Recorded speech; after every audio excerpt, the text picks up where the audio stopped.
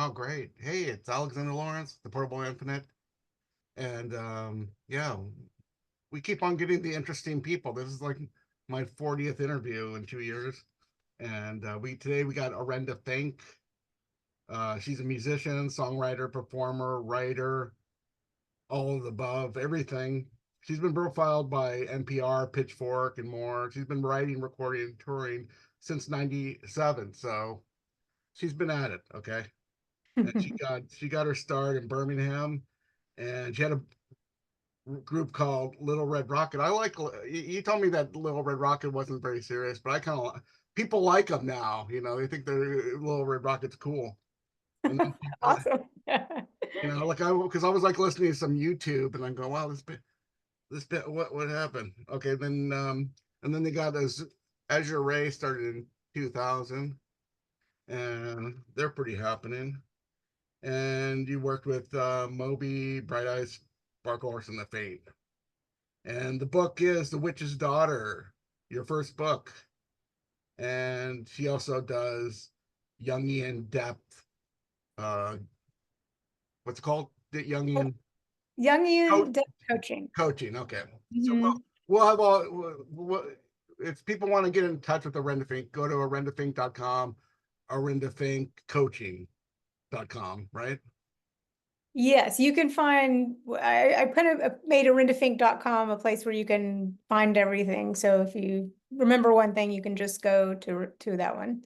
So yeah, I didn't know this book. I wasn't aware that this book was coming, but I saw a notice like, oh, Orenda Fink wrote a book, Simon and Schuster. I go, oh wow, this is pretty exciting because like I'm more of a literary guy than a music guy really, when it comes down to it. And so I was all excited, so I read it, and it was like, well, so when did you think, oh hey, I'm gonna write a book? When did this happen? Was it during COVID or was it way before that?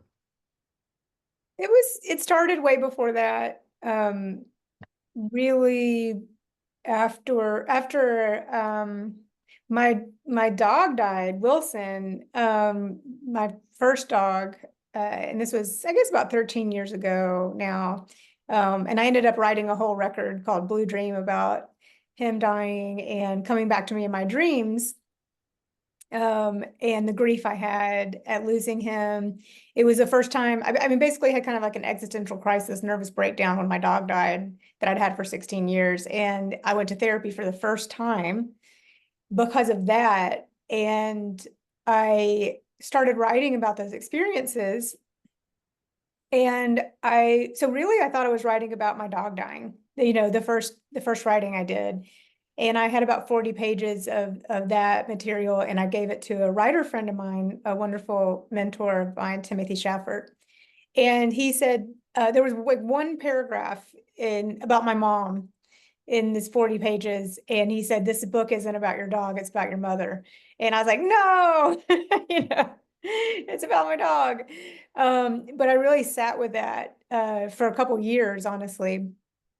And then after my heart surgery that I had in 2017, no, 2015, um, I got more serious about writing something closer to a memoir. I had this brush with mortality that made me just want to put some longer form things down, outside of music to kind of process my life experience. I didn't know if I was going to live or not.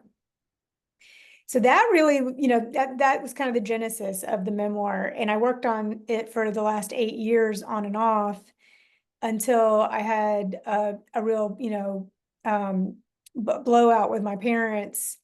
And that was really where things kicked into high gear around COVID, where I took all the writing I had, you know, um, compiled and kind of realized what the story was. And it was that I was a childhood narcissistic abuse survivor. And I wasn't able to really understand that till I went no contact with my parents. So that's a long version, but it's really an abbreviated version, to be honest. But Yeah. So I mean, as far as writing, I mean, this is more of like a writerly question. I mean, how did you go about the composition? Did you use diaries? Did you have notes? It seemed like your sister, you kind of like conferred with her for like just memory, jogging the memory a little bit. Can you talk a little bit about how you actually wrote the book and put it together? It reads like a novel because it starts out like in the present day, then it kind of goes back and it jumps around in time. And there's the two parallel track, the music career and the you and your mother. It's a kind of go, or the family history. They kind of go on and two parallel tracks. So it kind of reads sort of like a novel a bit, and so how did you write this like a composition? What did you use? Well, I did have, something akin to a diary in that, I should have backed it up a little bit further. Even almost 20 years ago, I was on tour with Andy Lomaster. I'm sure you're familiar with Andy, right? From Now It's Overhead. Yeah. And we were on tour in Europe, and I was having just horrific nightmares every night about my mother, just out of the blue. I don't know if it was jet lag or what. And it was bringing up all this stuff for me. And so, at night, back at the hotel after the show, just, drinking, having drinking all night, I just started telling Andy all these, kind of horrific childhood stories and crying. And at some point, Andy was like, you know what? I think you should write this stuff down. Like, have you ever written these stories down? And part of it was, I think he needed a break from my trauma dumping. But it was the first time I was like, oh, yeah, you're right. I should probably write these down. That might be helpful. So I did have this old diary from that time where I had written, at Andy's suggestion, kind of written out my memories of the most traumatic events that had occurred, and shelved it and never looked at it again. So I did find that, and it was helpful in at least picking out, okay, what, how when you think of a memoir, you're thinking about your memories, and so there's scenes from your life. So in picking those scenes that I was going to write about, more intensely in the book, a lot of it came from that journaling that Andy suggested that I do. Then of course there's talking to other family members like my little sister and my uncle, and really just thinking about things on a deeper level and recalling them, kind of on a meditative level. Now, the structure of it was something that was laborious, and I worked, I'm not ashamed to say, worked really hard to get right, with a lot of help from writer friends and, of course, my editor, Simon and Schuster. I read, just memoir after memoir after memoir, and also books on writing and structure. And so there was this, outside of the emotional, catharsis, there was also a real kind of almost scholastic craftsmanship that was difficult to achieve, but that was what I was going for, was something that would not just feel like a dumping of a bunch of memories, but almost like putting all of this stuff to a narrative structure that would really resonate with people. Right. Yeah. I just wanted to mention, I know a lot of the Saddle Creek. Well, I interviewed Azure Ray like almost 20 years ago, and Yeah, I then remember. I saw the Faint around the same time at Noise Pop, maybe 2002 or 2003. It was like it was like the first day. It was like the opening gig, and they played at Bimbos, and I didn't even know what Saddle Creek was back then. And then, but over the years, since I was the tour manager of Alessi Arc, she did Mike Mogus produced her Mhm. first record, and Jake Bellows was on the record. And then a lot of these Saddle Creek people ended up living in LA over the years. So I became, like I know, so a lot of these people like Jake Bellows and Morgan Naylor, like I've known for like 10 or 15 years now because through the Alessi Arc connection, and we did shows with Jake and Maria Taylor. I think she lived in LA for a while, or maybe still does and stuff. And Still does, yeah. a lot of these bands, Saddle Creek and Connor Oberst, Juan Carrera, a lot of these characters that people, the Saddle Creek universe, and I got to meet Jenny Lewis, so it's all great. It's all good. So I mean, maybe that's why it's a familiar world to me. So it seems like, oh, it's I'm not really reading it as a memoir. I'm just going to read it like these are characters in a book in a way. And yeah, what was I gonna say? Yeah, but yeah, also recently I read the Mickey Brandy's from Lash, her memoir, and it seemed like the first third of the book was just about her family, you know. It's like, and so you didn't get till any rock and roll till you're already about 100 pages into the book. And so I mean that would suggest that like the family, like your mother and father and your grandparents, possibly, at least in the American imagination, are really important, you know, to the makeup of everybody. You know, you know, I mean, some people try to hide that fact, but you could somebody you could kind of define. Some people you can define them by their who their grandparents are, who their parents are. I mean, it's like okay, this is where we get to this person. I mean, I think that's plays at this book too. You know, who you are is who your parents are. You know, it's like that. I think. Can you talk about that a little bit? Yeah, and I think that's an interesting point, and one that people who are survivors of childhood trauma really wrestle with, when the trauma has been kind of handed down to them by their parents and grandparents. Because you are kind of you were made out of the stuff that your parents are, so and especially as a child you see them as gods, and it's hard to rectify or reconcile, some very flawed people with them being your parents. And for me, I feel like that kind of kept me trapped in a pretty toxic family system for my entire life up until 2 years ago. And now it's like, yeah, so I'm not speaking to my parents anymore, and I'm not sure if I will. That, is kind of up to, we'll see how life goes. But it's like, well, who am I then if I'm not, if I'm not a product of my parents and my grandparents? Well, I still am that, even though I have kind of, removed myself from that.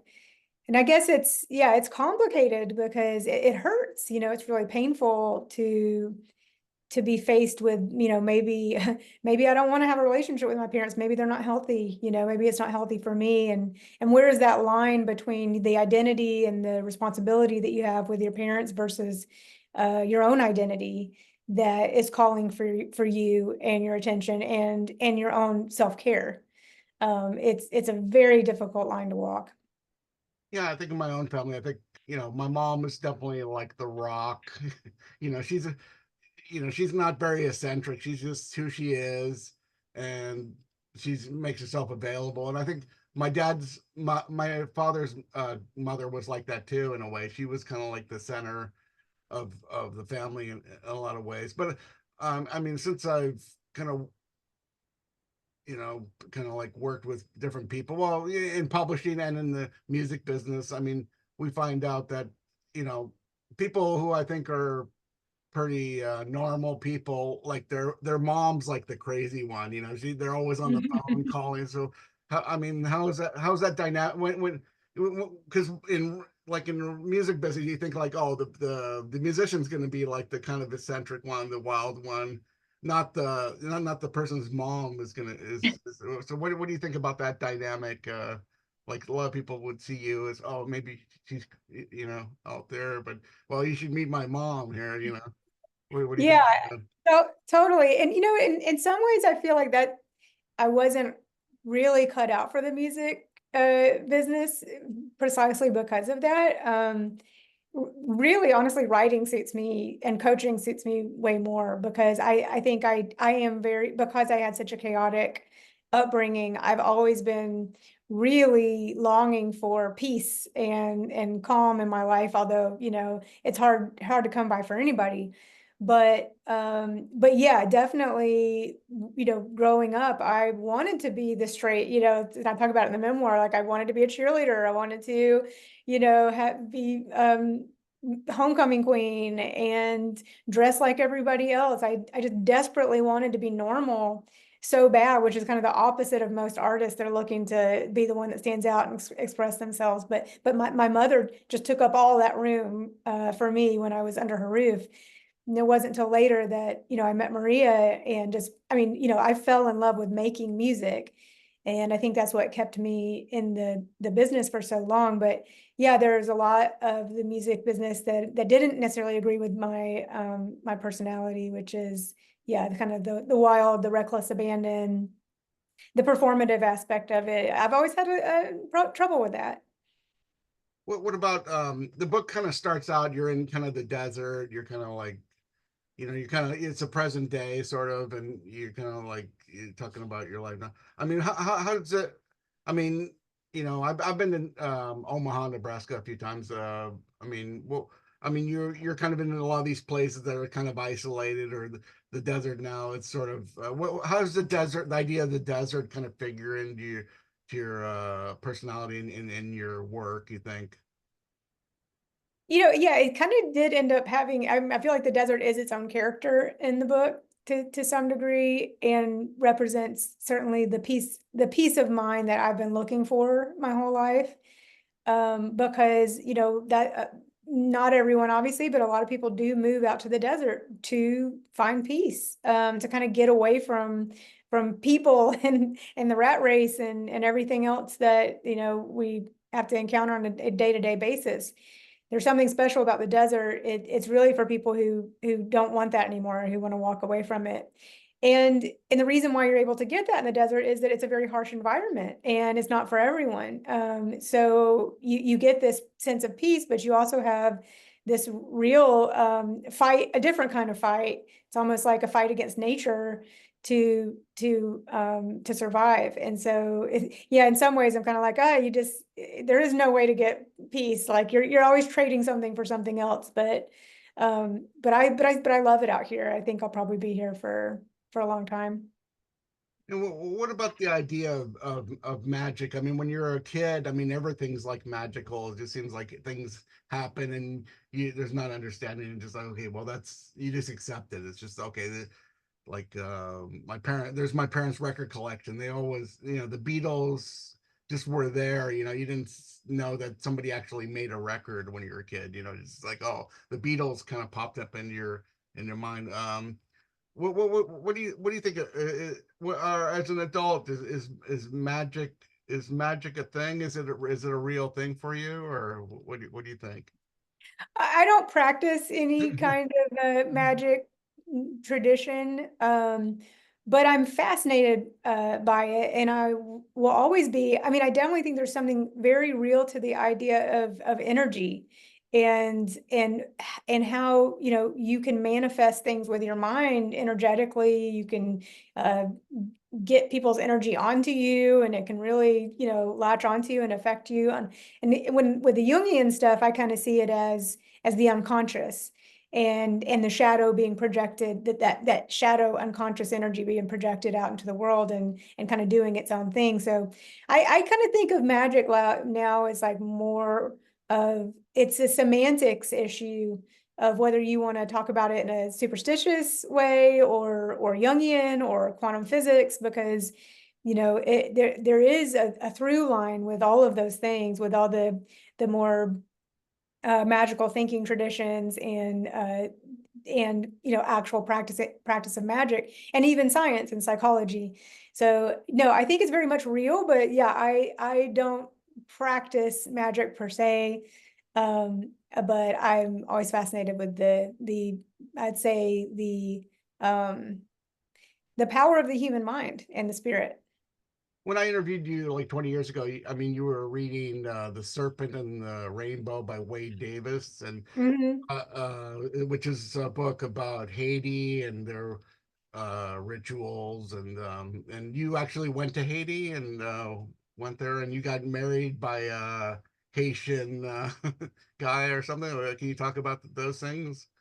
Yeah, so in the book, and I make a note about this in the preface, that um I kind of condensed 3 trips to Haiti into one trip just for the sake of clarity, but I went 3 times over the course of a decade, and made some really amazing friends there and learned a lot about the culture and the voodoo religion. And Jean-Luc Desable, who's also featured in the book, we ended up flying him from Haiti to marry us, me and Todd, in Omaha, which was a really fun meeting of the two worlds. But I love Haiti, and you know, my time there is I just have the fondest memories. It's very precious to me. Yeah, there was is Santeria, is that Haitian, the Santeria religion, or is that the No, voodoo is Haitian. okay. Okay, yeah, because I VODOU is the yeah, proper name. yeah, because like I remember when I was in New York in the late '90s, Genesis Peorage got the from Throbbing Gristle got into the Santeria religion, and he invited a bunch of people to kind of some kind of ritual, and we all wore white, and I don't even know what happened, but I was, you know, you're just kind of curious, you know what, you know, I was kind of friendly with Genesis for a couple years there because we both lived in Brooklyn and stuff, so I used to run into him a lot and stuff. So so getting to okay, so you're from Alabama, you went to university in Athens.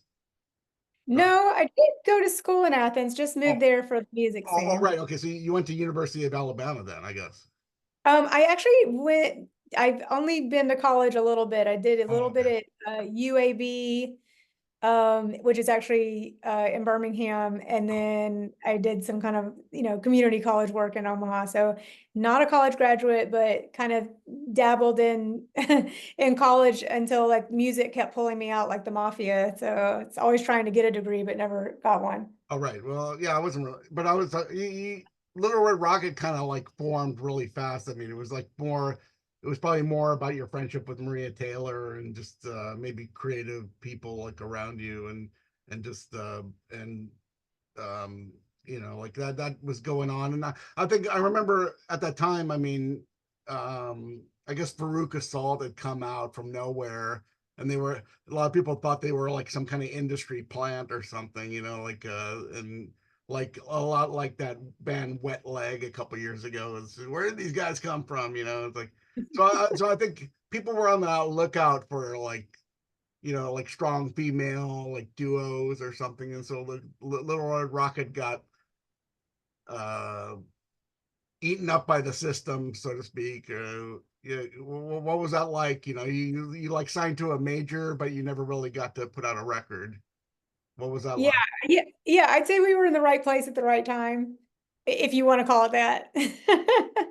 But yeah, well, it was very dreamlike. It was very surreal because, you know, at that point, Marie and I think we always had a really natural sense of songwriting between the two of us, but we really could barely play our instruments when we, you know, got signed to Geffen. I mean, I was not a good guitar player, and neither was she. And, you know, I wasn't a good singer. She was always a good singer, but I think it was more of just our energy that they were attracted to. And, you know, and like I said, I think we were even then, you know, the songs were more immature, obviously, but we still had a good idea of song structure, a sense of melody.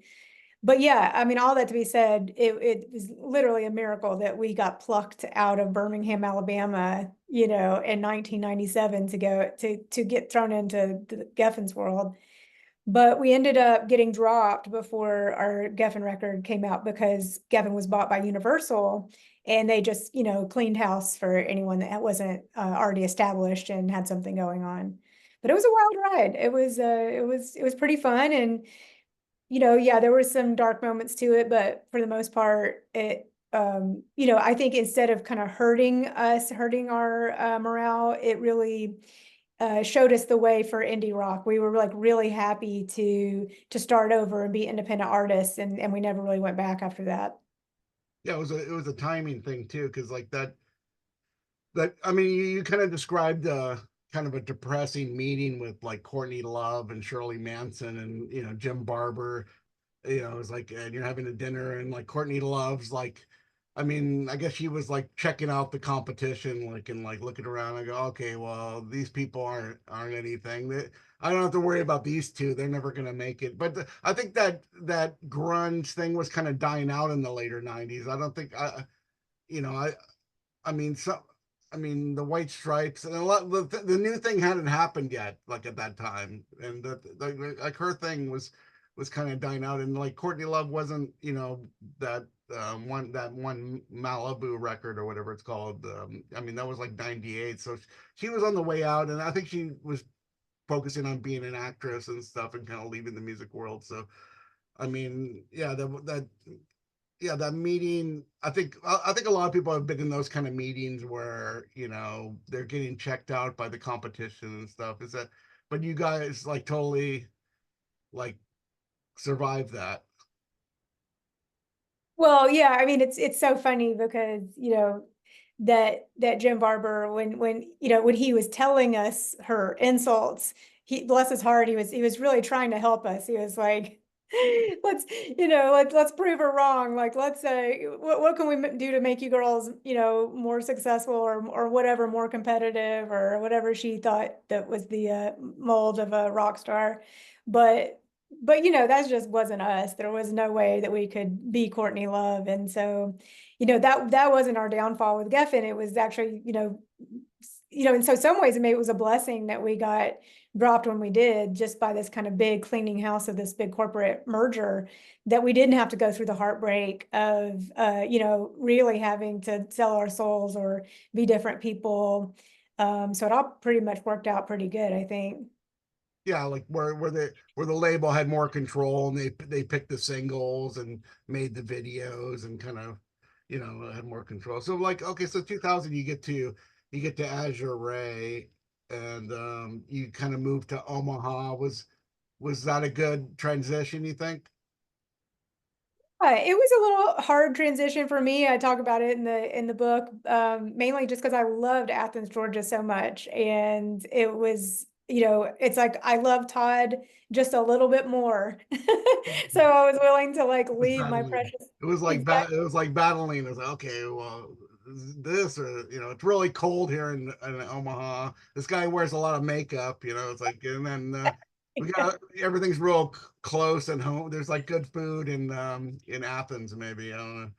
Yeah, no, Athens is like a fairy tale land, you know, and you know, Omaha's great. It has so many great attributes, but it's cold, and you know, it's kind of a blue collar Midwestern city, you know, not a lot of nature or beautiful architecture. And the people are very, Midwesterners are very different than Southerners. And it was just a huge adjustment. You know, I'd never lived outside of the South. Well, But yeah. Okay, go ahead. oh, I was gonna say, but you know, obviously I'm so glad I did it. You know, we were on Saddle Creek for many years and made so many amazing friends. And obviously Todd and I are still together 20 years later. So it was the right choice. But yeah. Are there any venues in Omaha? Like it seems like there's that SoCal or Sokol Auditorium, which might be just like a basketball gymnasium as far as I'm concerned. And it doesn't seem like there's like they don't have like, you know, the venues kind of are just bars or something, or what's going on there? Well, when I moved there, that was how it was. That, yeah, Oh, only okay. people. But there's a lot of venues now. I would Oh, say okay. almost too many venues for the size of the town. No, that's definitely grown. Okay, so the book is called The Witch's Daughter. It's everyone should go buy 5 copies. It's coming out on August 6th. Is it August 6th. August 6th? Buy it on Amazon. Buy 5 copies. Buy one for your mom too, because she'll want to read it. But so like just getting back to The Witch's Daughter, and I mean you're I mean the main character is maybe an unsympathetic character, you know, like I'm my opinion, I guess. But you know, how do you, you know, like how do you deal with this book? It's where the main maybe the main character is like a little unsympathetic, a little like a little messy, a little rough around the edges, and you know, can you talk about that a little bit? Yeah, I mean, I'm assuming you're talking about my mom and not me. No.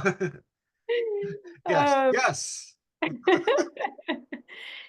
Yeah, it was, it's really difficult to, there's a big responsibility when you're writing a memoir. And I was watching Jeanette Wall speak on Glass Castle once, and this has really stuck with me about the same question that people had asked her about her portrayal of her parents. And she said, there are stories that I could have included in the book to make them look better. And there are stories I could have included in the book that would have made them look worse. But this is where I arrived. And I'd say same for me, it is from my own experience and understanding of who she is. And I didn't necessarily set out to make her look unsympathetic, but to really tell the truth of my experience with her, and what it's like to be in relationship with someone that's so volatile. Mhm. Well, what about writers in general? Are there any writers that inspired you to write this book? Yes. So yeah, Jeanette Walls, Glass Castle, and Mary Carr. I love Mary Carr. She wrote The Liars Club, Cherry Lit. Um, who else? Mira Bartek, I think her name, wrote a really lovely book called The Memory Palace. That was a great one. Of course, I love Angela's Ashes. That's a classic. Yeah, Um, Frank McCourt. yep. And um, yeah, I mean, as far as like just writers in general, I love Cormac McCarthy. I love Kurt Vonnegut. I love Marquez. I love Pat Conroy. But yeah, I don't know. I love to read. I've always loved to read. I like good writing.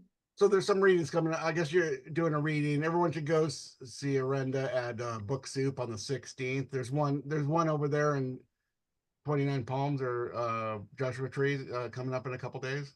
Yep, 29 Palms on August 2nd, and then yeah, Book Soup on August 16th. And those are what's next for you? Is more writing, more music? What's next for Orenda Fink?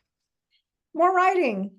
More writing. I have Hmm. the bug now. So I'm, just trying to decide what where this will lead me, what the next project will be. How many are you gonna tour on this book, or is it just gonna be on the West Coast? Are you gonna go to the East Coast and do some readings over there? I don't have anything planned, but I might. We'll just see how it goes, see how this month goes, and if it makes sense to go over there, I'd love to. So we'll see. Okay, so everyone should come again to Book Soup on the 16th. Probably they start around 7-ish. If you want to like get learn more about Orenda Fink, go to orendafink.com and Orenda Fink Coaching. She has a lot of websites. And where do we go to for the music? You can go to orendafink.com for everything. Okay, So so everything now is under that one website, and you can just click off onto the other websites if depending on what you're interested in. what's Maria Taylor? Is she gonna come out with a book too, or what is she doing? No, not anytime soon. But she is making music, and she just got certified as a sommelier. So she's venturing into new territory as well, and I'm not sure what exactly she's going to do with that, but I'm sure it'll be something very exciting. Yeah, I think I might need some life coaching. I might like sign up for these classes. Okay, everyone should join me in in the cat. We can go over to the the dome over there. What was that? The Sonic Dome or whatever. You know, Integratron. yeah, the Tegratron, and we can do like an in-person meeting with everyone. Okay, well, thanks for talking to me today. We've been going for a while here, and this is an important book. It's already on my top 20 books of the year. So when I do my list at the end of the year, Orenda Fink, The Witch's Daughter will be on there. And you know, remember to buy the book and check her out if you can. Okay, thanks for talking again. Thanks for talking to me. It's I learned a lot here, and good luck on your writing career. Well, thank you so much. It's great to see you again after all these years. Always Yeah, appreciate yeah. Okay, we'll see you. Okay, take care. you. You Let's see. Wait a minute. What? How do we too. do? Oh, wait a minute. I can. Okay.